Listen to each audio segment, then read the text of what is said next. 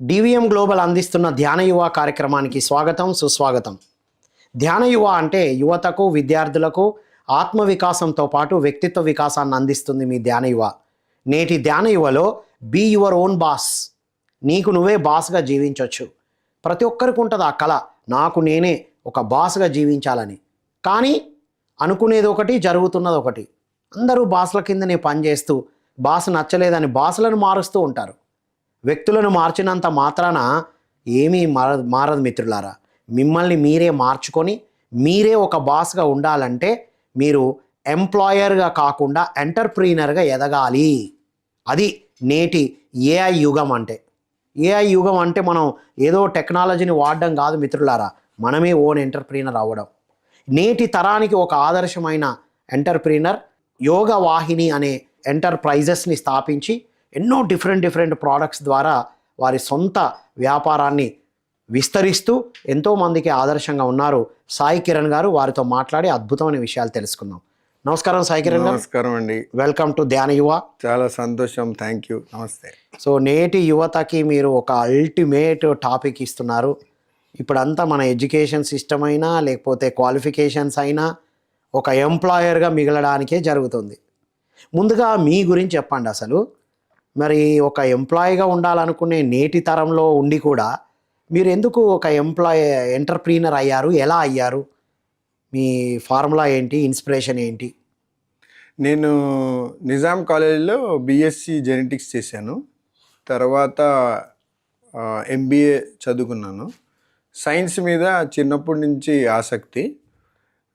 తర్వాత MSc biotechnology కూడా పూర్తి చేశాను. చిన్నప్పటి నుంచి కూడా అంటే కొంచెం నాకు ఊహ తెలిసి కెరియర్ మొదలైనప్పటి నుంచి కూడా సొంతంగా ఏదో ఒక వ్యాపారం చేయాలనే కోరికగా ఉండేది. అయితే ఇంట్లో వాళ్ళు పెద్దల సలహా మీద కొన్ని సంవత్సరాలు ఉద్యోగం చేశాను. 2001 నుంచి 2009 వరకు ఉద్యోగం చేసి ఆ ఎక్స్పీరియన్సు కొంత అవకతవకలు ఏమున్నాయో అవన్నీ తెలుసుకుని అసలు వ్యాపారం ఎలా మొదలు పెట్టాలి ఇలాంటివంతా కొంచెం పరిజ్ఞానం సంపాదించి 2009 నుంచి వ్యాపారంలో నేను సుమారు ఇప్పుడు 16 ఏళ్ళుగా వేరే వ్యాపారాలు ఒకటి వెనుక ఒకటి భగవంతుడి దయ వల్ల అన్నీ సక్సెస్ఫుల్గానే నడపగలుగుతున్నాను. 2009లో ప్రారంభించారు. అవునండి. మీ పరిశోధన ఎప్పుడు మొదలు పెట్టారు వ్యాపారం స్థాపించాలని? 2001లో నాకు ఉద్యోగం వచ్చింది. అప్పటి నుంచి కూడా ఎప్పటికప్పుడు మార్కెట్లో ఏంటి జరుగుతుంది, వినియోగదారులకి ఏం కావాలి, సైన్స్ని ఒక సామాన్యుడికి అందుబాటులోకి ఎలా తేవాలి అన్న ఒక ఉద్దేశంతో వివరాలు తెలుసుకుంటూ డిఎన్ఏ టెక్నాలజీని గనక మనం అందుబాటులోకి తేగలిగితే, ముఖ్యంగా వెటర్నరీ రంగంలో అందుబాటులోకి తేగలిగితే చాలా డిమాండ్ ఉంది అన్నది గ్రహించి దాంతో మొదలుపెట్టాను. ప్రణిధి వెటర్నరీ అని చెప్పి 2009 నుంచి ఆ సంస్థ వేరు బ్రాండ్స్ ద్వారా నడుపుతున్నాను. 2019 ప్రాంతంలో మేము మిత్రులం అందరం ఒక చిన్న ఫామ్ ల్యాండ్ తీసుకున్నాం.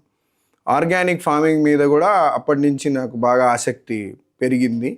మనం కెమికల్స్ లేకుండా అలాగని చెప్పి నష్టపోకుండా ఎలాగ పండించాలి, వ్యవసాయం ఎలాగ చెయ్యాలి అన్నవి నేర్చుకుంటూ పూర్తిగా సేంద్రియ పద్ధతిలో ఉత్పత్తులు, అలాగే సేంద్రియ పరంగా పెద్ద కంపెనీ ధన్వంతరి డిస్ట్రిబ్యూటర్స్ అని వారికి నేను తెలంగాణ ఆంధ్రాకి డిస్ట్రిబ్యూటర్ అయ్యాను. ఏమేమి ప్రోడక్ట్స్ సప్లై చేస్తారు? ధన్వంతరి డిస్ట్రిబ్యూటర్స్ వారికి జున్ను పాలతో క్యాప్సూల్స్ ఉన్నాయి వారి దగ్గర, పసుపుతో చేసిన బబుల్ గమ్స్ ఉన్నాయి, అలాగే జున్ను పాల చాక్లెట్లు ఉన్నాయి, స్పిరిలినా లాంటి ప్రోటీన్ బూస్టర్స్ ఉన్నాయి, హెల్దీ ప్రోడక్ట్స్. ఇవన్నీ అన్నీ మనకి న్యాచురల్ వేలో మనం ఎప్పుడైతే ఈ కోవిడ్ తర్వాత అందరికీ తెలిసింది ఇమ్యూనిటీయే మనకి హెల్త్ కాన్షియస్నెస్ బాగా పెరిగింది, రక్ష అన్నది అందరూ గ్రహించారు. ఇప్పుడు ముందు తరంలో అందరికీ కొంత ఆరోగ్యం న్యాచురల్గా ఉండేది, అది రాను తగ్గి చిన్న వయసులోనే ఏదో ఒక ఇబ్బందులు రావడం మనం చూస్తున్నాం. అలాంటివన్నీ రాకుండా మనకి ఒకే ఒక్క శ్రీరామ రక్ష ఏంటి అంటే మన సొంత శరీరంలో రోగనిరోధక శక్తి ఆల్రెడీ ఉంది, దాన్ని బూస్ట్ చేసుకోవాలి. అంతే. అది ఎలా చేసుకోవాలి అన్నది ధన్వంతరి సంస్థ కూడా చాలా పరిశోధన చేసి వాళ్ళు సుమారు 20 సంవత్సరాల కంపెనీ మంచి మంచి ప్రొడక్ట్స్ని అందుబాటులోకి తెచ్చారు. దేశవ్యాప్తంగా, ప్రస్తుతం ప్రపంచవ్యాప్తంగా కూడా వెళ్తున్నాయి. సో ఆ ఉద్యమంలో కూడా భాగంగా ఆ ప్రొడక్ట్స్ని నేను తీసుకుని డిస్ట్రిబ్యూషన్ తీసుకున్నాను. మా సొంత ఫామ్లో వరి ఇంకా కూరగాయలు ఇవన్నీ సేంద్రియ పద్ధతిలో పండిస్తున్నాము. మాకున్న నెట్వర్క్లో దాన్ని పంపిస్తున్నాము. ఎవరైనా ఆసక్తి గల రైతులు కనుక ఇంట్రెస్ట్ ఉండి బాబు ఈ సేంద్రియ వ్యవసాయం మాకు అవగాహన లేదు అంటే ఈ ట్రైనింగ్ కూడా ఇచ్చి ఇంకా మనం బైబ్యాక్ కూడా చేసుకునే పద్ధతిలో ముందుకెళ్తున్నాం. Wonderful sir. హైలీ క్వాలిఫైడ్ అయి ఉండి జాబ్ చేస్తున్నప్పుడే మీ లక్ష్యం మీద వర్క్ చేసుకుంటూ వచ్చారు. అదండి. 8 సంవత్సరాలు జాబ్ చేస్తూ దీని మీద రీసెర్చ్ చేసి 2009 నుంచి ప్రారంభించారు. మిత్రులారా, వింటున్నారా my dear students, youth of India and the world? ఉద్యోగంలోకి వెళ్ళకపోతే నడవదంటే వెళ్ళాలి. అక్కడుండి మనం ఏం చేయగలగమో రీసెర్చ్ తీసుకోవాలి. Wonderful wonderful. మరి ఇప్పుడు మనమే బాస్ కావాలన్నారు. ఎలా అంటారు? ఏ విధంగా? అసలు దానికి కాన్ఫిడెన్స్ ఏంటి? దాని ఏమేం చేస్తే అసలు ముందు నేను బాస్ కాగలనని రావడానికి ఏం చేయాలంటారు? అంటే అందరికి ఎవరికైనా మనకు అనిపించేది ఏంటంటే మనం తీసుకునే నిర్ణయాల్లో మనకి స్వేచ్ఛ ఉండాలి. సమయం మనకి స్వేచ్ఛ కావాలి. మనం ఏదైతే అనుకుంటామో దాన్ని ఆచరణలోకి తీసుకురావడానికి సొంతంగా మనం ముందుకు వెళ్ళాలి. ఇంకా ఒక పరిమితి లేకుండా మనం అంటూ ఒక ధనాన్ని మనం కనుక అంటే పూర్తిగా ఏదో డబ్బుమయమనే కాకుండా ఒక వెల్త్ని మనం క్రియేట్ చేయాలంటే నాకు స్ఫురించిన సొల్యూషను ఆర్ అవకాశం అనేది వ్యాపారం అనే అనిపిస్తుంది నాకు. ఉద్యోగంలో మీరు అంటే ఎంత మీరు సొంతంగా చేయాలనుకున్నా దానికి ఒక పరిమితి ఉంటుంది. మీ నిర్ణయాల్లో మీరు ఒక పరిమితిలోనే తీసుకోగలుగుతారు. మీ పనితీరు కూడా ఒక పరిమితిలోనే ఉంటుంది. ఏదైనా మీరు కొత్తగా చేయాలన్నా 1కి 10 దఫాల్లో మీరు వాటి నిర్ణయాల్ని తీసుకెళ్ళడం ఉంటుంది. ఇవన్నీ మనం దాటాలంటే మనకున్న అవకాశం వ్యాపారం. అందుకనే బీ యువర్ ఓన్ బాస్ అంటే అదేదో అహంకారపూరితంగా అన్న స్టేట్మెంట్ కాదు. మీ నిర్ణయాలకి మీరే యజమాని, మీ రిజల్ట్స్కి మీరే యజమాని, మీ డబ్బుకి కూడా మీరే యజమాని. అంటే కళలు ఉన్నంత మాత్రాన సరిపోదు, అది వాటిని నెరవేర్చుకోవడానికి అన్ని వనరులు అయితే ఉన్నాయి. అది ఒకవేళ జాబ్ చేయడమే నాకు హ్యాపీ అంటే చెయ్యండి, అది మానేసి ఇక్కడ రమ్మని అయితే ఎవరు చెప్పట్లేదు. అంతే అంతే. మీరు నిజంగా వ్యాపారంలో ఎదగాలి, నాకు ఆ ఆలోచన ఉందనుకున్న వారు మాత్రం తక్షణ కర్తవ్యంగా ఇలా చేయొచ్చు, అవకాశాలు ఉన్నదని చెప్తున్నారు మీరు. ముందు రోజుల్లో మనకి ఎలా ఉండేదంటే మన పెద్ద వాళ్ళు ఒక కంపెనీలో కానీ ప్రభుత్వం కానీ ప్రైవేట్ కానీ మొదలెడితే వాళ్ళు రిటైర్ అయ్యే వరకు అదే కంపెనీలో ఉండేవారు. ఇప్పుడు ఆ పరిస్థితి లేదు. ఇంకా మీరు ఒక టెక్నాలజీ మారే పద్ధతిలో 3 నుంచి 5 సంవత్సరాలు మీరు ఒక ఉద్యోగం చేశాక వెనక తరం వాళ్ళు మీకంటే నైపుణ్యంతో కానీ మీకంటే తక్కువ ఖర్చుతో కానీ రావడానికి సిద్ధంగా ఉంటున్నారు. అలా అని చెప్పి మనం ఎప్పటికప్పుడు టెక్నాలజీ మారినంత వేగంగా మనం స్కిల్స్ని పెంచుకునే కాంపిటీషన్ కూడా ఉంది. అందుకని ఒకే ఒక ఆదాయపు మార్గంతో నిలబడే అవకాశం ఈ తరానికైతే నా ఉద్దేశంలో లేదు. వారు ఉద్యోగం చేసుకుంటూనే కొంత సమయం వాళ్ళ హాబీ కానీ వాళ్ళ ప్యాషన్ కానీ పర్స్యూ చేసుకుంటూ 1 గంట నుంచి 3 గంటలు 4 గంటలు వాళ్ళు ఒక వారంలో విడిగా తీసి రానున్న రోజుల్లో నాకు ఇంకొకటి అదనపు ఆదాయ మార్గాల వైపు పని చేయాల్సిన అవసరం చాలా ఉందని నా అభిప్రాయం. దానికే ఒక చిన్న అడుగు వ్యాపారంతో మొదలెడితే 2-3 ఏళ్ల టైంలో వాళ్ళంతటా వాళ్ళు సొంత వ్యాపారంలోకి మారే దిశగా వెళ్తే చాలా బాగుంటుందని నా అభిప్రాయం. వండర్ఫుల్. అయితే ఇప్పుడు జాబ్లోనే అంత పోటీ ఉన్నది అన్నప్పుడు, ఎవరో స్థాపించిన కంపెనీలో మనకున్న నైపుణ్యాన్ని పెట్టడానికి ఇంత కాంపిటీషన్ ఉంటే వ్యాపారంలో కూడా విపరీతమైన కాంపిటీషన్ ఉంది. ఆన్లైన్ ద్వారా జరిగే బిజినెస్లో ఆఫ్లైన్లో పెట్టుబడి పెట్టిన వాళ్ళకి ఏం జరుగుతుందో తెలుసు. మరి ఈ వ్యాపారాన్ని ప్రారంభించాలంటే ఎలాంటి మెలకువలను పాటించాలి, అసలు ఏం చేయాలంటారు? ఇప్పుడు నేను వ్యాపారం స్టార్ట్ అనుకున్న యువతకి ఒక స్టెప్ బై స్టెప్ ఏం గైడ్ చేస్తారు, ఎలా ముందుకు అప్రోచ్ అవ్వాలి? నా అభిప్రాయము, ముందు వారికి వ్యాపారం అంటూ చెయ్యాలి అన్న ఒక ప్యాషను ఆలోచన ఉండి అది బలంగా ఉంది అంటే, ముందు వారు చదువుకున్న బ్యాక్గ్రౌండ్ కానీ, లేదు వారు ఒకవేళ చదువుకోకపోయినా వారి ఎక్స్పీరియన్స్ ద్వారా వాళ్ళు నేర్చుకున్న వృత్తి ప్రవృత్తి నాలెడ్జ్ని వ్యాపార రంగంలో ఎలా వాడుకోవచ్చని వాళ్ళు తెలిసిన పెద్దలతో కానీ కుటుంబ సభ్యులతో కానీ మార్కెట్ పరంగా కొంత ఇన్ఫర్మేషన్ సేకరించాలి. సేకరించిన తర్వాత మీరు అన్నట్టు పోటీ ప్రపంచం ఉంది, కానీ మేనేజ్మెంట్లో ఒక సిద్ధాంతం ఉంది, బ్లూ ఓషన్ స్ట్రాటజీ అంటారు. బ్లూ ఓషన్ స్ట్రాటజీ అంటే నీలి సముద్రపు వ్యూహం. ఇందులో ఏమవుతుందంటే, మనకి ఎప్పుడైనా ప్రతి వ్యాపారంలో అందరికీ చివరికి వచ్చేది ఏంటంటే, పక్కవాడు నీకంటే తక్కువ డబ్బులకి ఇస్తున్నాడు, నువ్వు ఎందుకు ఇవ్వట్లేదు అన్నట్టు ఈ ప్రైస్ వారికి వెళ్ళిపోతాం. ఎప్పుడైతే మనం ఈ కాంపిటీషన్తో మనకి సంబంధం లేకుండా మనకంటూ ఒక ప్రత్యేకత గనక మనం చిన్న పద్ధతిలో అయినా ఏర్పరిస్తే ఆ కాంపిటీషన్ దాంట్లో ఆ ఊబిలోకి మనం వెళ్ళాం. ఓకే. ఆ బ్లూ ఓషన్ స్ట్రాటజీ, దాని మీద మంచి పుస్తకాలు కూడా ఉన్నాయి, ఆసక్తి ఉన్న వాళ్ళు చదవచ్చు. సో మనం ఏది ఒక సర్వీస్ అమ్మినా, ఒక ఉత్పత్తి అమ్మినా, మనదంటూ ఒక శైలిని ముందు ఏర్పరచుకునే విధంగా ముందు మనం సిద్ధపడాలి. అప్పుడే మనకి వ్యాపారం సక్సెస్ అయ్యే అవకాశం చాలా ఉంటుంది. మీరు చెప్పినట్టు ఆ శైలి అయితే ఉందని చెప్పారు, కానీ వ్యాపారం ప్రారంభించడం ఎవరికైనా సాధ్యమే. ఇన్వెస్ట్మెంట్ చేసో లోన్ తీసుకున్నో తెస్తారు. అసలు దానికన్నా ముందు వ్యాపారం స్టార్ట్ చేయాలి అంటే సొంత డబ్బులే ఉండాలా? మినిమం ఎంత నుండి స్టార్ట్ చేయొచ్చు? నా అనుభవంలో పెట్టుబడికి సక్సెస్కి పెట్టుబడి యొక్క పర్సంటేజ్ 15%. ఒక బిజినెస్ సక్సెస్ చేయడానికి పెట్టుబడి ఇచ్చే సహాయం ఒక 15% అన్నది నా ఉద్దేశం. వ్యాపార విజయంలో స్థాపించడంలో 15% విజయం. అంతే అంతే. 15% ఓన్లీ. 85% ఏంటి మరి? అదే మనం చేయాల్సిన ఇంద్రజాలం అనండి, మ్యాజిక్ అనండి. మనం అదే పెట్టుబడిలో మన ఖర్చుల్ని తగ్గించుకుని ఒక వినియోగదారుడికి మనం ఎటువంటి వాల్యూ ఇవ్వగలుగుతున్నాము అన్న ఆ ఈక్వేషన్ని ఎస్టాబ్లిష్ చేయడంలోనే అంత సీక్రెట్ ఉంది. అంటే 85% యాటిట్యూడ్ అంటాం సార్ ట్రైనింగ్లో. మనస్తత్వం 85%. అంతే. నీ జ్ఞానము, నీ నైపుణ్యాలు, నువ్వు పెట్టే పెట్టుబడి, నువ్వు చేసే షోరూమ్ హంగామా 15%. అంతే. పెట్టుబడి అన్ని దాంట్లోకే వస్తాయి. అంతే. ఏదో పెద్ద షోరూమ్ చేసినంత మాత్రాన కూడా రారు. 85% వాళ్ళకు ఉపయోగపడే ప్రోడక్ట్ ఉండాలి, వాళ్ళకి ఇవ్వగలిగే మనస్తత్వం ఉండాలి అంటున్నారు మీరు. ప్రూఫ్ ఆఫ్ కాన్సెప్ట్ అంటాం. అంటే మనకి పెట్టుబడి పెట్టే వాళ్ళు కోకొల్లలు ఇవాళ. ముందు కంటే నిల్వ ధనం నాకు తెలిసి అందరి దగ్గర బాగానే ఉంది. కొంత 10 ఏళ్ళు 20 ఏళ్ళు పనిచేసిన వాళ్ళు కూడా పెట్టుబడికి సిద్ధం అవుతున్నారు.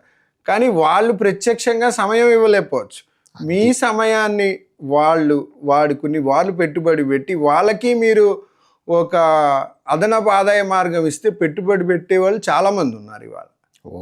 డబ్బు సమస్య కాదు. డబ్బు సమస్య కాదు. నీ ఆలోచన క్లియర్గా ఉండాలి, ప్రణాళిక ఉండాలి, అది ముఖ్యంగా తపన ఉండాలి. నేను వ్యాపారం చేయాలన్న తపన లేకపోతే ఏది చేసినా వృధా. అంతే అంతే. వావ్, వండర్ఫుల్ సజెషన్స్ ఇవి. అంటే లోన్ ఫెసిలిటీస్ ఏమన్నా ఉన్నాయంటారా? లోన్ తీసుకోవడం సరైన ఐడియా నేనంటారా? ఎంత ఈక్వేషన్ లోన్ ఉండాలి, ఎంత ఈక్వేషన్ ఓన్ మనీ ఉండాలంటారు? మనకి కనీసం మనకంటూ నిల్వ ధనం ఉంటే మన డబ్బులు పెట్టడం ఉత్తమం. అలా అని ముందుగా మనకు ఒక లెక్క వేసుకున్నప్పుడు చాలామంది ఏం చేస్తారంటే, పెట్టడానికి ఎంత కావాలి, నాకు వచ్చే నెలలోనే డబ్బులు వచ్చేస్తాయి కాబట్టి ఇంకా పెట్టుబడి అవసరం లేదు అన్న ఒక పెద్ద తప్పే చేస్తారు. మనం కనీసం 1 సంవత్సరం నాకు రూపాయి రాకపోయినా నేను నడపగలనా అన్నంత ధనం సమకూర్చుకోవాలి. అలా అని సంవత్సరం కూర్చోమని కాదు అర్థం. అది ఉంటే ఏమవుతుందంటే మనకు ఆ డబ్బులు ప్రెషర్ ఉండదు, ఒక ధైర్యాన్ని ఒక ఇచ్చి ధైర్యం ఉంటుంది, ఇక్కడ ఫోకస్ ఎక్కువ చేయగలం. మిగిలిన టైం అంతా మనం వ్యాపారాన్ని ఎలాగా సక్సెస్ చేయడంలో పెట్టగలుగుతాం. వండర్ఫుల్ చెప్పారు. లేదంటే రెంట్ ఎట్లా కట్టడం, ఇది ఎట్లా, ఈ ఫోకస్ అంతా దీని మీదనే స్టక్ అయి ఉంటుంది. అంతే. ఇవాళ రోజుల్లో ముందు 3 నెలలు అలా లెక్క వేసేవారు, కానీ ఇవాళ ఎటువంటి వ్యాపారమైనా కనీసం మనం 1 సంవత్సరం నుంచి 3 సంవత్సరాలు పోరాడిలాగే దిగాలి. 3 సంవత్సరాల వరకు, అంటే 1 సంవత్సరం అయితే రాకపోయినా నేను నిలబడాలి, ఇంకొక సంవత్సరం వెయిట్ చేస్తా. అది ఇప్పుడు ఫార్ములా అట్లాగే ఉందా? మేమైతే 94లో ఏదైనా స్టార్ట్ చేసేటప్పుడు ఆ ఫార్ములా మీదనే స్టార్ట్ చేసేవారు. 3 సంవత్సరాలు ఓపిక పడదాం, అంతే. అయింది, లేదంటే గుడ్ బై, అంతే. కానీ అలా అనుకొని దిగినప్పుడు విత్ ఇన్ 1 yearలోనే సక్సెస్ అయినాం మేము. అంతే కదా. 94లో ట్రైనింగ్ స్టార్ట్ చేశాను. ఆ రోజే అనిపించింది, మా వాళ్ళందరూ క్వశ్చన్ చేశారు. నేను జస్ట్ 3 years వెయిట్ చేస్తా, నాకు ఓపిక ఉంది. 3 years తర్వాత కాదనుకో, వ్యక్తిత్వ వికాసం అనేది ఎవరికి ఎక్కలేదు అనుకో, మనమే మనకు ఉందిగా ఇంకా. కానీ విత్ ఇన్ 1 year 1.5 yearలోనే నేమ్ ఫేమ్ గెయిన్ చేయగలిగాం. మీరు అన్నట్టు 3 సంవత్సరాలైనా ఓకే, ఈ 1 year అయినా రాకపోయినా ఓకే అనేది ఉన్నప్పుడు ఇక్కడ ప్రెషర్ లేదుగా. ఇంకా ఫోకస్ అంతా క్రియేటివిటీ మీద, ఎలా ఎదుటి వాళ్ళకి అందుబాటులోకి తేవడం మీద ఫోకస్ ఉంటుంది. అది వావ్. అంటే వ్యాపారం చేయడానికి సపోజ్ మనం ఒక ఉత్పత్తి చేస్తున్నాం, సామగ్రి ఉత్పత్తికి అయ్యే ఖర్చుని మీరు తెలుసుకోగలిగితే మీరు వ్యాపారం చేయగలుగుతారు. ఎందుకంటే లాభం అది పెట్టగలుగుతారు, బయట మార్కెట్ కంటే తక్కువకి ఎలా ఇవ్వాలని చూస్తారు. కానీ అదే ఉత్పత్తి అయ్యే సామగ్రికి అయ్యే ఖర్చు, సామగ్రిని ఉత్పత్తి చేయడానికి అయ్యే ఖర్చు మీరు తెలుసుకోగలిగితే మీరు ప్రపంచం సృష్టించగలుగుతారు. ఇది వేలుమని అని పెద్ద ఆయన చెప్పిన థైరోకేర్ సంస్థ పెట్టినైనా. సో అలాంటి మీరు సమయం కేటాయించాలి అంటే మీరు ముందు వనరులు రెడీగా ఉంటే మీరు సమయం ఇందులో పెట్టగలుగుతారు. ఓకే, ఫస్ట్ ఆలోచన విధానాన్ని, తపనను పెట్టుబడిగా ముందు పెట్టాలి, అది తర్వాతనే డబ్బు, ఇవన్నీ. అదే అండి. ఇప్పుడు మనం సిద్ధంగా లేకుండా అనిపించింది, ఇప్పుడు సాయి కిరణ్ గారు సక్సెస్ అయ్యారు అన్న దృక్పథంతో మనం మొదలెట్టడం అనేది చేయకూడదు. చాలా చేయకూడదు. ఎవరో సక్సెస్ అయ్యారని మనం అందులోనే దిగుతాం. మీరు ఎందుకు పెట్టాలనుకుంటున్నారు అన్న దాని మీదే మీరు వెళ్ళాలి, మన విజన్ మీద మనం ఉండాలి. ఏ ప్రోడక్ట్ ఏం అందియాలనుకుంటున్నాం. ఇప్పుడు మీరు చెప్పింది అద్భుతం. అసలు వ్యాపారం అంటే ఓన్లీ మన కోసం, డబ్బు కోసమే అన్నట్టుగా కాకుండా ఎదుటి వాళ్లకు ఉపయోగపడేది అయి ఉంటే మన సక్సెస్ తొందరగా ఈజీగా ఉంటుంది, గ్యారంటీ ఉంటుందని. అంతే అండి, సక్సెస్ గ్యారంటీ. మనకు మాత్రమే ఉపయోగపడితేనే అక్కడ ప్రాబ్లం వస్తుంది. మనం ఏమి ఇస్తున్నాం అన్నది ప్రూవ్ చేయడం కష్టం అండి. వినియోగదారుడు నాకు ఈయన ఎలా ఉపయోగపడతాడు అన్నది ఆయన ఆలోచించుకునే శక్తి అందరికీ ఉంది. అందులో మనం భాగం అయిపోతే సక్సెస్ తొందరగా వస్తుంది. అది కస్టమర్ వైపునే వెళ్ళాలి. అంతే. మనకు డబ్బులు ఉన్నాయానో, మనకు దీని మీద ఇంట్రెస్ట్ ఉన్నదానో కాదు. అంతే. మనకంటూ తపన ఉంటే పెట్టుబడి పెట్టేవాళ్ళు వాళ్ళే వస్తారు. అందులో ఏమి మీకు అనుమానం అక్కర్లేదు. బ్యాంకులు కూడా ముందు ఇప్పుడు ప్రభుత్వం క్రెడిట్ గ్యారంటీ స్కీమ్స్ అని ఉన్నాయి, మీకు తెలిసి ఉండొచ్చు. ప్రభుత్వము మనకి గ్యారంటీ ఇచ్చి లోన్లు ఇస్తుంది, ప్రభుత్వమే గ్యారంటీ. ఇప్పుడు సరే అండి, ఇప్పుడు మెట్రోపాలిటన్ సిటీస్లో అంటే సింపుల్గా ప్లాన్ చేస్తారు, ఓకేనే. ఇప్పుడు డిస్టిక్ హెడ్ క్వార్టర్స్ కానీ మండల్ హెడ్ క్వార్టర్స్లో ఒక ఇలాంటి బిజినెస్ స్థాపించాలంటే ఎలా? అక్కడ ఇంకా మనకి అగ్రి లోన్స్, సబ్సిడీలు ఇంకా ఎక్కువ ఉన్నాయి. ఇంకా మీకు ఎక్కడెక్కడైతే వ్యవసాయ భూములు ఉన్నాయో అక్కడ ఈ ఆర్గానిక్ ఫార్మింగ్ రిలేటెడ్ ప్రొడక్ట్స్ ఉత్పత్తి చేయగలిగే ప్రాసెసింగ్ యూనిట్స్ లేకపోతే ఆర్గానిక్ ప్రొడక్షన్కి మీకు బోల్డంత ల్యాండ్ అవకాశం ఉంటుంది. మీరు సొంత భూమి కొనుక్కోవాలన్న పరిస్థితి కూడా లేదు. అంటే సుమారు మీరు ఒక సంవత్సరానికి 10 నుంచి 25 వేలు రూపాయల్లోనే మీకు ఎకరం భూమి లీజుకి ఇచ్చే అవకాశం బోల్డని చోట్ల ఉంది. మీరు స్థలం చూపిస్తే బ్యాంకు ప్రాసెసింగ్ యూనిట్స్కి సబ్సిడీలు ఇచ్చే అవకాశం ఉంది. మనం ఇలాగ బైబ్యాక్ లాంటి స్కీముల్లో ఉంటే మీకు సేల్ కూడా ఒక గ్యారంటీగా ఉంటుంది. కాబట్టి మీరు ప్రొడక్షన్ మీద ధ్యాస పెట్టగలుగుతారు. అంటే ఇప్పుడు మనం ప్రొడక్షన్, ఇప్పుడు మన దగ్గర ల్యాండ్ ఉండి ప్రొడక్షన్ మనం చేస్తే మార్కెటింగ్ అంటే వాళ్ళే తీసుకెళ్ళి సపోర్ట్ చేసే వాళ్ళు కూడా ఉన్నారంటారు. అలాంటి మన గేట్ దగ్గర నుంచి తీసుకెళ్లే వాళ్ళు కూడా ఉన్నారు. సో వాళ్ళకి ఏం కావాలో ఆ విధంగా మన ప్రణాళిక మనం ఇవ్వాలి. అది ఇప్పుడు ఒక ఏరియా ఉందనుకోండి సార్, ఆ ఏరియాలో ప్యాడీ తప్ప ఏమీ పండించరు. ఉమ్, అలాంటి ప్లేసుల్లో కూడా ఉమ్. మనం కొత్త ఎక్స్పెరిమెంట్స్ చేయొచ్చు అంటారా? శుభ్రంగా చేయొచ్చు. క్రాప్ రొటేషన్లో కొంత భాగం మీరు వేరే కూరగాయలు ఇలాంటి వాటికి వెళ్ళొచ్చు. లేదు మీరు ప్యాడీ కెమికల్ ఫార్మింగ్ పద్ధతిలో ఉంటే, ఇప్పుడు ఆర్గానిక్ రైస్ తినాలనే కోరిక మీకు తెలుసు చాలామందికి ఉంది. ఆర్గానిక్ రైస్ అంటూ ఒకసారి తిన్నాక ఆ ఫ్లేవర్ అలవాటైన వాళ్ళు ఇంక మళ్ళీ మేము ఈ రైసే కావాలంటారు. సో అలాంటి కస్టమర్లు కొంతమంది కొన్ని ఇళ్ళకైనా మనం ఇవ్వగలిగేలాగా ఒక 10% మన ల్యాండ్ని ఆర్గానిక్కి మార్చే ప్రయత్నం చేసినా అదే రైస్ మీరు ఇంకొక విధంగా పండించవచ్చు. Wow, wonderful. అంటే ఇప్పుడు అన్ఎంప్లాయిడ్ యూత్ విలేజెస్లో ఉండి ఏదో సిటీలో ఏదో ఉందని వచ్చి రూమ్లో ఉండి అక్కడిక్కడ ఇబ్బందులు పడుతూ గవర్నమెంట్ జాబ్ ఎప్పుడు వస్తుందా, నోటిఫికేషన్లు ఎప్పుడు పడతాయా అని ఎదురు చూసే బదులు, సో మీరు where are you from sir? మీరు ఇంత హైలీ క్వాలిఫైడ్ అయ్యి ఇక్కడ ఉన్నారు, మీ నేటివ్ ప్లేస్, మీ ఫ్యామిలీ బ్యాక్గ్రౌండ్ కూడా చెప్పండి. మా అసలు ఊరు కొమరగిరి అండి, కొమరగిరి అగ్రహారం. మా తాతగారు పెద్ద ఏ జిల్లా వస్తుంది? తూర్పుగోదావరి, తూగోదావరి జిల్లా.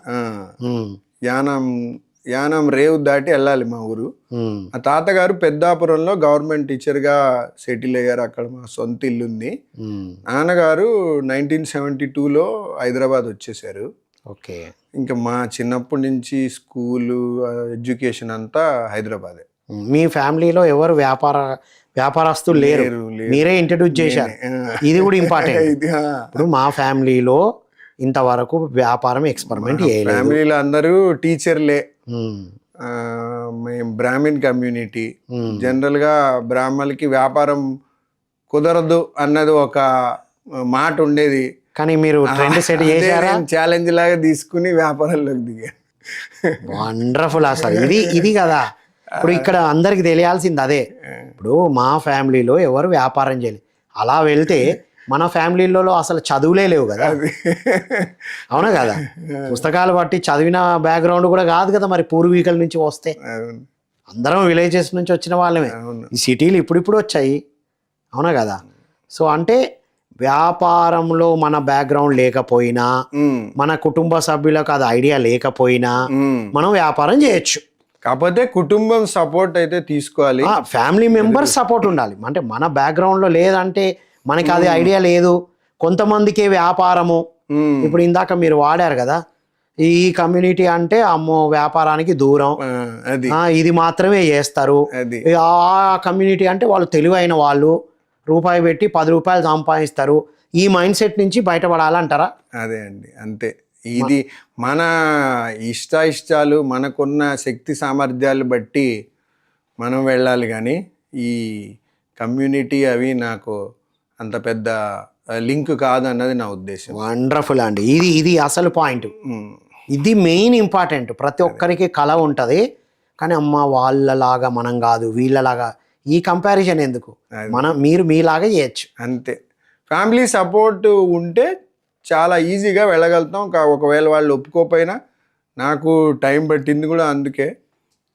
సరే ఇంకేదో వీడి పిచ్చేదో వీడిని పడనివ్వండి అన్ని పెట్టనిచ్చే వరకు ఆగాను. బట్ ఆ తర్వాత అందరూ బాగా సపోర్ట్ ఇచ్చారు కాబట్టి మనకి సక్సెస్. ఏదైనా ఫ్యామిలీ సపోర్ట్ అయితే కావాలి, చెప్తాము. ఇప్పుడు ఒక్కసారి బిజినెస్ సక్సెస్ అయ్యి లేదా బిజినెస్లో సక్సెస్ అవ్వాలంటే, ఇప్పుడు ఎవరెవరైతే గ్రేట్గా సాధించగలరని మనం కొన్ని పేర్లు చెప్తున్నామో వాళ్ళందరూ ఫ్యామిలీ మెంబర్స్ అందరి సపోర్ట్తో కూర్చునే వాళ్ళు కదా. కౌంటర్ దగ్గర వాళ్ళే ఉంటారు, సప్లై చేసే దగ్గర వాళ్ళే ఉంటారు, అంతే కదా. అప్పుడు అది ఇంకా ప్లస్ పాయింట్ కదా. అంతే. ఫ్యామిలీ బిజినెస్ ఎలా ఫామ్ అయినాయి? ఫస్ట్ ఒకరే స్టార్ట్ చేశారు. అవును. ఇప్పుడు ఫ్యామిలీ బిజినెస్ నడుస్తున్న వాళ్ళు కూడా వెనక్కి వెళితే ఆ ఫ్యామిలీలో బిజినెస్ లేకపోయి ఉంటుంది, ఎవరో స్టార్ట్ చేశారు, దాన్ని కంటిన్యూ చేశారు. అంటే మన ఫ్యామిలీలో ఎవరైనా బిజినెస్ చేయకపోతే మనమే మొదటి వ్యక్తి కావచ్చు అంతే అనేది మీ జర్నీ చెప్తుంది సార్. అంతే అంతే అండి. Wow, super. ఇప్పుడు కొత్తగా బిజినెస్ చేయాలనుకున్న వాళ్ళకి మీ ఐడియాస్? ఇప్పుడు అంటే నేను జనరల్గా ఎక్కువ పెట్టుబడి ఐడియాలు కంటే తక్కువ పెట్టుబడితో మొదలు పెట్టడమే. అంటే ఎక్కువ మంది ఇప్పుడు భారతదేశం కూడా ఆర్థిక వ్యవస్థ చిన్న వ్యాపారాలే ఎక్కువ బలం మన వ్యవస్థకి. అందుకని 1 నుంచి 5 లక్షలు ఆ పెట్టుబడితో పెట్టి ఐడియాలు చెప్పడం నాకు బాగా ఇష్టం. వాటిల్లో నేను అనుభవపూర్వకంగా చూసినవి ఒకటి ఈ మధ్య బాగా, అంటే ఏదైనా ఇప్పుడు రానున్న రోజుల్లో ఆరోగ్యం, నిత్యావసరం, వ్యవసాయం, వీటికి సంబంధించి మీరు ఏ కోణంలో వ్యాపారం చేసినా వీటికి మంచి ట్రెండింగ్ ఉంటుందని నా అనాలిసిస్. అది ఎలాంటి ప్లేస్లో అయినా సరే, మెట్రో సిటీస్ కన్నా కూడా మనం ఉన్న విలేజ్లోనే, మనం ఉన్న ప్లేస్లోనే అక్కడ ఇంకా ఎక్కువ సక్సెస్ వచ్చే అవకాశం ఉందని నా అనాలిసిస్. మెట్రోలో కూడా వ్యవసాయం అనేది ఇప్పుడు ఒక పెద్ద ఉద్యమంలో అవుతుంది. టెర్రస్ గార్డెనింగ్ అనేది కొన్ని వేల మంది, లక్షల మంది సభ్యులు మా సిటీజీ అనే ఒక గ్రూప్లో నేను కూడా మెంబర్నే. టెర్రస్ మీదనే మీరు మీ ఇంటికి కావాల్సి ఇంకా మీరు పండించగలిగితే మీ ఇంటికి వచ్చి తీసుకెళ్లి వాళ్ళు ఉన్నారు కూరల్ని. ఓన్లీ టెర్రస్ మీదనే. చూడండి, అందులో బోళ్ళంత నైపుణ్యం ఉన్న గ్రూప్, బోళ్ళంత సహకారం ఇస్తున్నారు. మీరు ఏం వాడాలి, ఎలా సక్సెస్ చేయాలి, అవన్నీ మనకి ఈజీగా ఉన్నాయి. అంటే ఒక తపన ఉంటే చాలు, అంతే, అన్నీ అందించబడుతున్నాయి.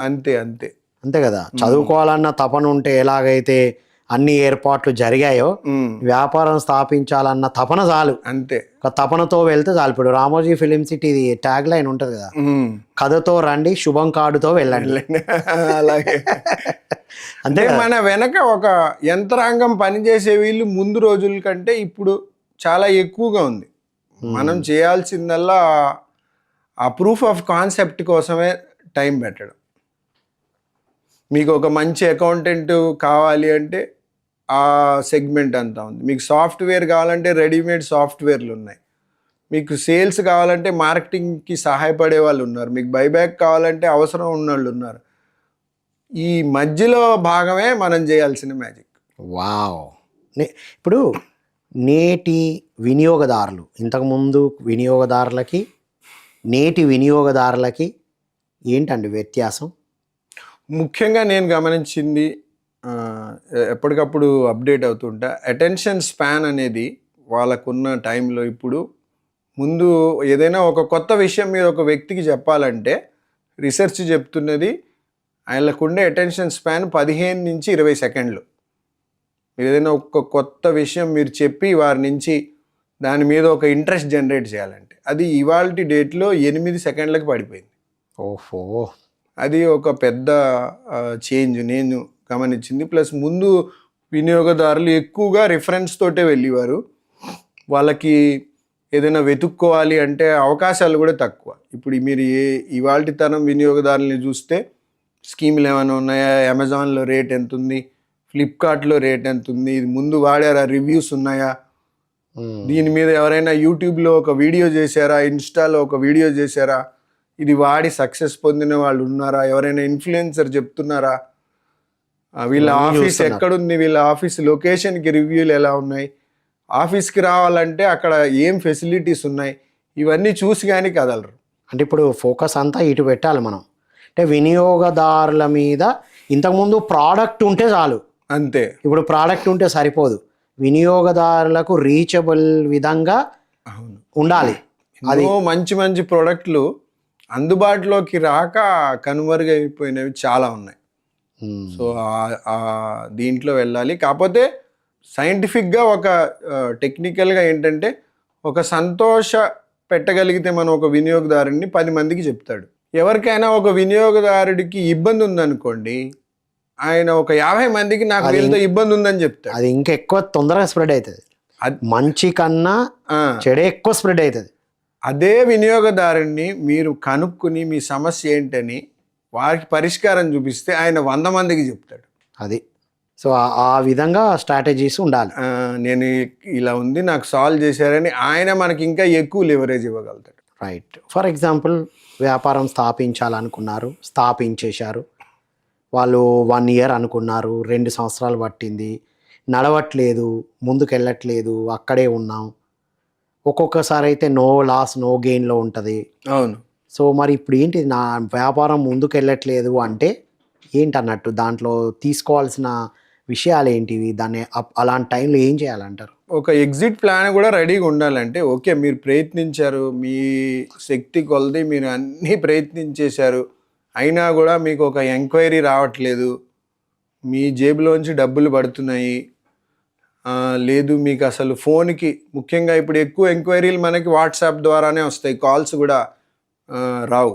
సో ఎంక్వైరీస్ వాట్సాప్లో కూడా రావట్లేదు, మీరు సమయం పెట్టలేకపోతున్నారు లేదా మీకు స్టాఫ్ ద్వారా సమయం కూడా పెట్టించలేకపోతున్నారు అంటే మీరు అనుకున్న టైం తర్వాత ఇలాంటి సిగ్నల్స్ అంటూ ఉండి మీరు దాన్ని సాల్వ్ చేయలేకపోతున్నారంటే మీరు పీస్ఫుల్గా ఎగ్జిట్ అవ్వడమే కరెక్ట్.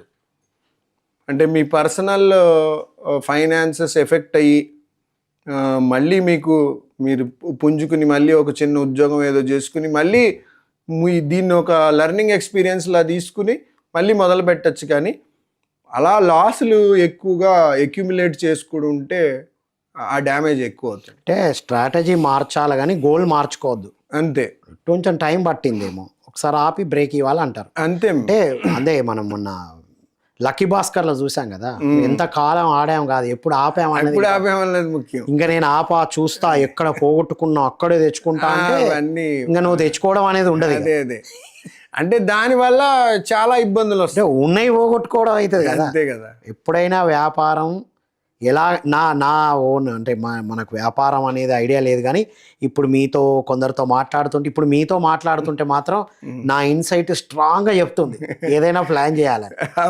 రియల్లీ స్ట్రాంగ్ ఇన్సైట్ వచ్చింది. సో నాకంటే ఏమనిపిస్తుంది అంటే ఒక వ్యాపారం అనేది స్టార్ట్ చేస్తే మనం ఉన్నతంగా ఇప్పుడు ఉన్నదానికన్నా కిందికి పోకపోతే చాలు ఫస్ట్. అంతే, అలా ప్లాన్ చేయాలి. అదే కదా మన ఉద్దేశం. నువ్వు హై లెవెల్ పక్కన పెట్టండి, ఉన్న స్థితి అలాగే ఉంటూ అటు ఇటుగా 1-2% ఇప్పుడు ఏమైంది ఓన్లీ 10%లోనే నడుస్తుందంటే సక్సెసే కదా. అంతే కదా. మనం ఎక్స్పెక్ట్ చేసిన 50% రాకపోవచ్చు. అవును, that is what I think so. అంతే అంటారా? అంతే. ఇంకొకటి ఏంటంటే అవకాశాలు అంటూ వస్తాయండి, రాకుండా పోవు. చాలామంది లెక్క ఎలా వేస్తారంటే మీరు ఒక ప్రోడక్ట్ ఉత్పత్తి చేస్తున్నారు లేదా ఒక సర్వీస్ ఇస్తున్నారంటే ఓహో నాకు బోల్డ్ ఎంక్వైరీలు వచ్చినప్పుడు నేను ఆ సర్వీస్ అప్పటికప్పుడే స్టాఫ్ని పెట్టేసుకుని అప్పుడప్పుడే ఇచ్చేయగలుగుతాను అనుకుంటారు. అది జరగదండి. మనం ఒక ఉదాహరణకు ఒక 100 వస్తువులు అమ్మే కెపాసిటీలో మనం ఉన్నాం. 1000 వస్తువుల ఎంక్వైరీ వచ్చింది. ఆ 1000 వస్తువుల ఎంక్వైరీని మనం ఫుల్ఫిల్ చేయలేకపోతే ఈ 100 వస్తువులు కూడా సప్లై చేసే పేరు పోతుంది. సో మన కెపాసిటీ ప్లానింగ్ కరెక్ట్గా ఉండాలి ఎప్పుడు. అండ్ ఎప్పటికప్పుడు మనం హాఫ్ కెపాసిటీ అచీవ్ చేయగానే దాన్ని పెంచేసుకునే ప్లాన్ జరుగుతూనే ఉండాలి. ఎందుకంటే అవకాశాలు ఇలా ఏదో రోజు గంటల్లో ఇవాళ ఒకటి రేపు ఒకటి అలాగా గ్రాడ్యువల్గా రావు. బిజినెస్ అనేది నా ఉద్దేశంలో ఒక 5 ఏళ్ల సైకిల్ అండి. మన ఈ ఒక వేవ్ లాగా ఉంటుంది. ఒక పీక్ 2 పీక్స్ వస్తాయి, 2 ట్రఫ్స్ అంటే కింద కూడా సంక్షోభం కూడా వస్తుంది. కింద కూడా ఉంటాయి 2, పైన కూడా ఉంటాయి. ఈ యావరేజ్లో మనం పైకి వెళ్ళిపోతూ ఉంటాం ప్రతి 5 ఏళ్ళకి. సో ఆ కెపాసిటీ ప్లాన్ అంటే అవకాశాలు వచ్చి కూడా బిజినెస్ ఫెయిల్ అయిన వాళ్ళు చాలామంది ఉంటారు. సో కెపాసిటీ నాకు ఒక 100 ఆర్డర్లు వచ్చేస్తే ఆ మర్నాడే నేను డెలివరీ చేసేయగలుగుతానన్న ఒక కాన్ఫిడెన్స్లో ఉంటాం. అంటే విస్తరణ మీద ఫోకస్ పెడతారు, దీన్ని కాపాడడం మీద లేకుండా ఇంకా దీన్ని ఇంకేమో చేసేసేయాలి. అంటే నాకు 100 ఆర్డర్లు వచ్చినా అదే క్వాలిటీతో అదే టైంలో నేను ఇవ్వగలుగుతానంటేనే మనం తీసుకోవాలి. అది సస్టైనబుల్గా ఇవాళ 10 రోజులు కాదు. ఇప్పుడు అమెజాన్ ఎట్లుంది, డీల్ ఆఫ్ ద డే. అంతే, ఇప్పుడు చూడగానే టక్మని కొట్టాలి, రేపు చేస్తా అంటే అంతే. రేపు ఇది ఆర్డర్ చేద్దాం అంటే అక్కడ ఉంది. ఇప్పుడు ఆన్లైన్ కూడా మనిషిని ఆలోచింపజేసింది. అవును, ఎంత క్రియేటివ్గా వర్క్ చేయొచ్చో అది ప్లస్సే అంటాను నేనైతే. ఆన్లైన్ వల్ల ఎఫెక్ట్ అయింది అదంటే ఎవరికి ఏ ఎఫెక్ట్ లేదు, నడిచే వాళ్ళకి అన్నీ నడుస్తున్నాయి, పెరిగింది ఇంకా కదా. అంటే ఐడియాస్ ఇప్పుడు ఆన్లైన్లో కొన్ని ఎఫెక్ట్స్ ఉన్నాయి, ప్రోస్ అండ్ కాన్స్ ఉన్నాయి, దీంట్లో కూడా ఉన్నాయి. మనం బ్యాలెన్స్ చేయగలిగితే అంతే. అంటే ఏదైనా గుడ్ విల్ మీద పర్సన్ మీద బేస్ అయ్యి కూడా నడుస్తుంది అంటారా బిజినెస్లో? గుడ్ విల్ ఇప్పుడు బ్రాండ్ ఏదైనా కావచ్చు అండి, సాయి కిరణ్ మీద నాకు నమ్మకం, అలా మనం బిల్డ్ చేసుకొని కూడా నడిపే అవకాశం కూడా ఉంటుంది కదా. అది ఇనీషియల్గా అదే బిల్డ్ చేస్తుంది, తర్వాత కానీ అదే మనం అంటూ ఉంటేనే నడుస్తుందంటే దాన్ని వ్యాపారం అన్న రేపు పొద్దున మళ్ళీ ఎఫెక్ట్ కొడుతుంది. మనం ఉన్నా లేకపోయినా నడవాలి. అది ఒక ఆటో పేరు మీద నడవద్దు, ఒక పర్సన్ మీద నడవద్దు. పేరు అనేది ఒక పర్సన్ ద్వారానే ఉందంటే అది ఎప్పటికైనా రిస్కే. ఆ పేరు ఎలా యూజ్ అవ్వాలంటే ఆ షాపు తనది కాబట్టి ఒక సిస్టమ్ని పెట్టారు అన్న పేరు ఉండాలి, సిస్టమ్ని బిల్డ్ చేయాలి, ఆ నేమ్ని, అంతే, ఆ నేమ్ని సిస్టమ్కి కన్వర్ట్ చేయాలి. అదే బ్రాండ్ అంటాం మనం. ఒక వ్యక్తి మీదనే నడవాలంటే అది వ్యాపారం అనుకో. సో ఇప్పుడు వ్యాపార విస్తరణ ఎప్పుడు ఏ విధంగా చేయాలంటారు? మీకంటూ ఒక ప్రాఫిట్లోకి వచ్చారు, ఒక 6 నెలలు ఏడాది మీకు నిల్వ ధనం కూడా వచ్చింది, ఒక మొదలు నుంచి చివరి దాకా మీరు వ్యాపారం ఒక చక్రం ఏదైతే ఉందో సైకిల్ దాని మీద మంచి పట్టు సంపాదించారు అంటే అప్పుడు మీరు 2 రకాలుగా ఫ్రాంచైజీ మోడల్లో కానీ ఆన్లైన్లో ద్వారా కానీ లేదా మీ ఉత్పత్తిని ఎక్కువగా పెంచి అన్ని చోట్లకి డెలివరీ చేసేయగలిగేలా కానీ మీరు విస్తరించుకోవాలి. ఓకే, అంటే టోటల్ స్ట్రాటజీ ప్రణాళిక అయితే ఫస్ట్ ఒకటి స్టార్ట్ చేసినప్పుడు దాన్ని 100% కస్టమర్ ఫుల్ఫిల్డ్ బేస్డ్గా ఉండాలి. అది మన ఓన్లీ బిజినెస్ బేస్డ్ ఫుల్ఫిల్డ్గా ఉండద్దు. మనకు డబ్బులు నిండడం ఒకటే కాకుండా customer satisfaction is the ultimate goal. అంతే, వాళ్ళలో పాజిటివ్ ఫీడ్బ్యాక్ అయినా నెగిటివ్ ఫీడ్బ్యాక్ అయినా తీసుకోగలగాలి. కస్టమర్లే మనకి బోల్డంత సహాయం చేస్తారు. కస్టమర్ ఈజ్ ద గాడ్ అని తెలిసి కూడా మళ్ళీ అక్కడనే పోగొట్టుకుంటారు. స్టార్టింగ్ ఉంటారు అలాగా 1 year వరకు, తర్వాత అలా అది ఇంకా మనకి కాంపిటీషన్ అని మీరు ఇందాక అన్నారు కదా, ఆ పోటీదారుల సమాచారం కూడా మనకి సులువుగా కస్టమరే అందించేయగలుగుతాడు. ఎక్కడెక్కడ ఎంత ఉందో ఏముందో ఇప్పుడు మనం ఏం చేయాలో అర్థం చెప్పేస్తారు. అందుకని కస్టమర్లు ఎప్పుడూ మనం అశ్రద్ధ చేయకూడదు.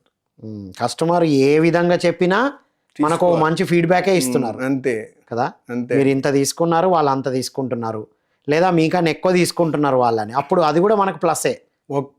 మనం ఒక 5 నిమిషాలు మాట్లాడినా, గంట మాట్లాడినా ఆ ఇంటరాక్షన్లో కస్టమర్కి కనుక మీరు ఒక గుడ్ ఫీల్తో కనుక ఆ డిస్కషన్ని క్లోజ్ చేశారంటే ఆయన స్వతహాగా వ్యాపారం ఇవ్వకపోయినా బోల్డంత మందిని రిఫర్ చేస్తారు. ఇంకోటి ఫైనల్ వండర్ఫుల్ క్వశ్చన్ అండి. వండర్ఫుల్ అని నేనే అంటాను. ఎందుకంటే ఇప్పుడు బర్నింగ్, ఇప్పుడు మనకు ఐడియా ఉంది కాబట్టి, ప్యాషన్ ఉంది కాబట్టి మనం స్టార్ట్ చేస్తాం. ఎంప్లాయీస్ లేకుండా నడవడం కుదరదు. కానీ ఓన్గా మనమే పెట్టుకొని మనమే నడిపించేదే సక్సెస్ అవుతున్నాయి. ఎదుటి వాళ్ళను నమ్మి, ఎదుటి వాళ్ళని నమ్మి పెట్టేది ఏది సక్సెస్ అవ్వదు అన్న ఈ థాట్ ప్రాసెస్ని మీరేమంటారు? అంటే నమ్మకం అనేది చాలా పెద్ద మాట అండి. మనం ఎంత ఇస్తే అవతల వాడు మనకు అంత ఇస్తాడు. ఎదుటి వాళ్ళ మీద పెట్టి మోసపోతే అది మన లోపంగానే మనం పరిగణించుకోవాలి. మోసం చేసిన వాళ్ళది కాదు వాళ్ళకి మన సెలక్షనే. అంతే. కాకపోతే ఎంప్లాయీస్ ఎప్పుడు వాళ్ళ ఎంప్లాయీస్ ఎందుకు చేరుతున్నారు అన్న ఉద్దేశాన్ని మన బిజినెస్ ఉద్దేశంతో మనం కనుక కలిపితే తొందరగా ఎంప్లాయీస్ మానేరండి. వావ్, ఇప్పుడు ఎక్కడ చూసినా వాంటెడ్ అనే ఉంటుంది. అంటే ఎంప్లాయీ అనేవాళ్ళు కేవలం జీతం కోసమే పని చేస్తారు. మనం వాళ్ళని ఆ దృక్పథంతో చూస్తే మటుకు నిలవరండి. మనం వాళ్ళని ఇందులో భాగస్వామ్యంలోనే ఉంచాలి. వాళ్ళ గ్రోత్లో మనము సహాయపడాలి. వాళ్ళ సాధక బాధకాలకు కొంచెం టైం ఇవ్వాలి. అప్పుడే వాళ్ళు, ఎందుకంటే జీతం ఇవ్వగలిగే వాళ్ళు చాలామంది ఉన్నారు, వాళ్ళు మనతోటే ఎందుకు పని చేయాలి? ఎగ్జాక్ట్లీ. సో మీతో చాలా సంవత్సరాల నుంచి అసోసియేట్ అయి ఉన్నవారు? జనరల్గా మా యావరేజ్ చిన్న వ్యాపారం అయినా నాతో ఏ ఎంప్లాయీ అయినా యావరేజ్ 3 సంవత్సరాలు ఉంటారండి. ప్లస్ వెళ్ళిన వాళ్ళైనా మంచి దీంట్లోనే వెళ్తారు, కానీ అంటే మంచి బెటర్ ఆపర్చునిటీ కాబట్టి వెళ్తారు. అలా అయితే మనం కూడా పంపిస్తాం. కొంత ఇబ్బంది పడతారు, కొంచెం స్ట్రిక్ట్గా ఉన్నారు సారు అది అని, కానీ తర్వాత వాళ్ళే వెనక్కి వచ్చి సార్ మీరు ఆ రోజు అలా ఉన్నందుకే మేము ఇవాళ ఎదిగాము అన్న మాటే చెప్తారు. వండర్ఫుల్, ఇది అల్టిమేట్ పాయింట్. ఎవరైతే బిజినెస్లో స్ట్రిక్ట్ అని స్టార్ట్గా అనుకుంటారో అదే నేర్చుకుంటారు. ఇప్పుడు రామోజీ రావు గారితో వర్క్ చేసిన వారందరూ స్ట్రిక్ట్ రన్నింగ్ రేసే, కానీ ఇప్పుడు ఎక్కడెక్కడ ఎన్ని వేస్లో సామ్రాజ్యాలే స్థాపించారు. అంతా అక్కడి నుంచి వచ్చిన డిసిప్లినే కదా. అంటే ఒక దగ్గర స్ట్రిక్ట్గా ఉన్నారంటే అది డిసిప్లిన్ నేర్చుకుంటున్నారు. ఇది ఒక అల్టిమేట్ పాయింట్ చెప్పారు. వాళ్ళ ఎంప్లాయీస్ జీతం కోసం వస్తున్నారు, జీతం ఇస్తే చాలు కాదుకుండా వాళ్ళ గ్రోత్ ప్లస్ మన దాంట్లో ఒక భాగస్వాములుగా చేసినప్పుడే మనతో ఉంటారు. వండర్ఫుల్, ఇది అల్టిమేట్ పాయింట్ ఇది. ఎందుకంటే ఎక్కడో ఎంప్లాయీస్ ఆగరు. అదొక బ్రాండ్ కూడా వేశారు వ్యాపారస్తులు కూడా. ఎవ్వరు ఉండరు, ఉన్నన్నాళ్ళు ఉంటారు, వాడు అంతే వీడు ఇంతే అని వాళ్ళ మీద ఒక లేబుల్ వేసి పడేశారు. అంటే ఇప్పుడు నేటి తరం వాళ్ళు బిజినెస్ చేయాలనుకుంటే ఇన్ని స్ట్రాటజీస్తో వస్తే సక్సెస్ అనేది గ్యారంటీ అంట. గ్యారంటీ లేట్ అయినా సక్సెస్ వస్తుంది, వస్తుంది. లాభాలు కనబడతాయి. ఒకవేళ మీరు వీళ్ళు తెలివిగా ఈ ఎక్స్పీరియన్స్ తీసుకుని నిజంగా మీరు ఇంత కష్టపడ్డా రావట్లేదు రిజల్ట్ అంటే ఎక్కువ నష్టం జరగకుండా తప్పుకున్న ఆ ఎక్స్పీరియన్స్ని మీరు చాలా ఉపయోగంగా లైఫ్లో సక్సెస్కి వాడగలుగుతారు. రైట్, ఏది ఫెయిల్యూర్ కాదు, ఇట్స్ అన్ ఎక్స్పీరియన్స్. అంతే it's all feedbacks of our life. అంతే. 30 సంవత్సరాలు ఫెయిల్ అయిన అబ్రహాం లింకన్ కూడా అంటారు, నో ఫెయిల్యూర్స్, ఓన్లీ ఫీడ్బ్యాక్స్. అంతే కదా, ఫీడ్బ్యాక్. మనం ఏం చేయొద్దో, ఎక్కడ ఆపాలో చెప్పబడ్డది. ఎర్నింగ్ ఆర్ లెర్నింగ్ అంతే. లర్నింగ్ తోనే ఎర్నింగ్ వస్తుంది, ఎర్నింగ్ రాకపోతే లర్నింగ్ మిగిలేదు. అంతే. వండర్ఫుల్ సాయి కిరణ్ గారు.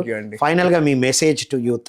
మీరు అనుకున్నది నమ్మండి, కన్సిస్టెంట్గా ఒక దాని మీద టైం పెట్టండి, మీ టైంని బాగా వినియోగించండి. అండ్ ఫెయిల్యూర్ అన్న మీరు ఒప్పుకుంటేనే ఓటమి, మీరు పోరాడినంత వరకు ఓటమి ఉండదు. Wow, super, thank you so much. నమస్తే. సో ఇది my dear students, youth of India and the world, విన్నారు కదా. మీరు ఆపినప్పుడు ఫెయిల్యూర్, ఆపకుండా నడిపిస్తున్నంత వరకు, నడుస్తున్నంత వరకు మనం విజేతలమే అనేదే వారి మెసేజ్. సో వ్యాపారము మన బ్యాక్గ్రౌండ్ నుంచి రావాలి, మన ఏదో బ్లడ్లో ఉండాలి, ఎవరిది ఉండదు. ఇప్పుడు వ్యాపార సామ్రాజ్యంలో ఉన్న వాళ్ళు కూడా పూర్వీకులు బిజినెస్లో ఉండకపోవచ్చు. కానీ దీనికి కావాల్సింది ఏకైక విషయం తపన. నిజంగా మీకు వ్యాపారం చేయాలి, ఇంకొక 10 మందికి వారికి కూడా నా దగ్గర ఒక ఓనర్షిప్ లాగా ఇవ్వాలి, వారిని కూడా ఏకం చేయాలని కనుక మీకు థాట్ ఉంటే ఇప్పటికి కూడా ఇంకెక్కువ అవకాశాలు ఉన్నాయి అనేదే సాయి కిరణ్ గారి ద్వారా తెలుసుకున్నాం. ఈ కమ్యూనిటీ వాళ్ళు ఇందులో సూట్ అవ్వరు అనేది కూడా అది పెద్ద మిత్, వారు ప్రూవ్ చేసేశారు. రైట్.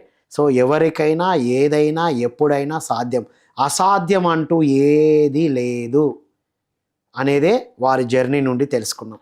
సో ఇప్పుడు ఈ చెప్పిన విషయాలన్నీ స్ట్రాటజీస్ ప్లాన్ చేసుకొని ఎవరైనా వ్యాపారం చేయాలనుకున్నా, లేదు అగ్రికల్చర్ మీకు ల్యాండ్ ఉంటే దాన్ని ఎలా ఫామ్ చేయాలో కూడా వారు ట్రైనింగ్ ఇస్తారు అని చెప్పారు.